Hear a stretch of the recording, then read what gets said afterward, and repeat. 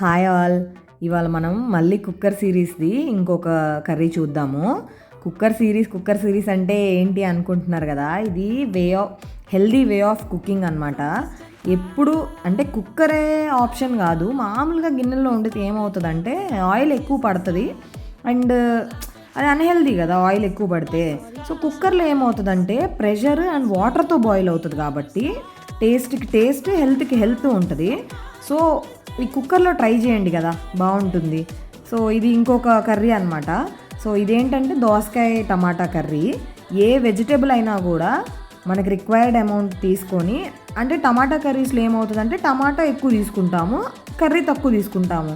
కానీ దోసకాయకి ఏమవుతుందంటే దోసకాయ టమాటాకి ఈక్వల్ క్వాంటిటీ తీసుకోవచ్చు, బాగుంటుంది. ఎందుకంటే రెండు వాటర్ కంటెంట్ ఉండే వెజిటేబుల్స్, సో అలా తీసుకోవచ్చు.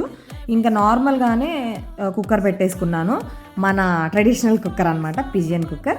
సో వాడేసి ఇంకా పోపు పెట్టేసుకున్న తర్వాత కూరగాయలన్నీ వేసేసుకున్నాను. అంటే మనం కట్ చేసుకున్న దోసకాయ, టమాటా, ఆనియన్ ఇంకా పచ్చిమిర్చి కట్ చేసుకున్న తర్వాత వేసుకొని కొంచెం అలా కొంచెం టాస్ చేశాక సాల్ట్, పసుపు, ధనియాల పొడి, జీరా పొడి, కారం యాజ్ యూజువల్ అండి. ఇవన్నీ ఇంకా అల్లం వెల్లుల్లి పేస్ట్. కుక్కర్ కర్రీస్లో కామన్గా వేసే ఇంగ్రీడియంట్స్ అవే. ఇంకా లాస్ట్లో వాటర్ పోసి కలిపేసి మనం ఇంకా విజిల్కి పెట్టేయడమే.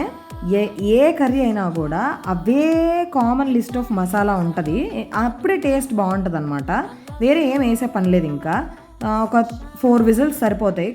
దోసకాయకి త్వరగానే మగ్గిపోతుంది, 3 అయినా ఓకే.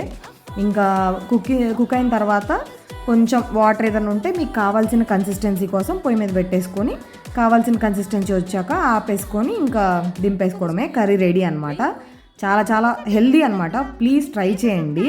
మన వీడియోస్ని లైక్, షేర్ అండ్ సబ్స్క్రైబ్ చేయండి.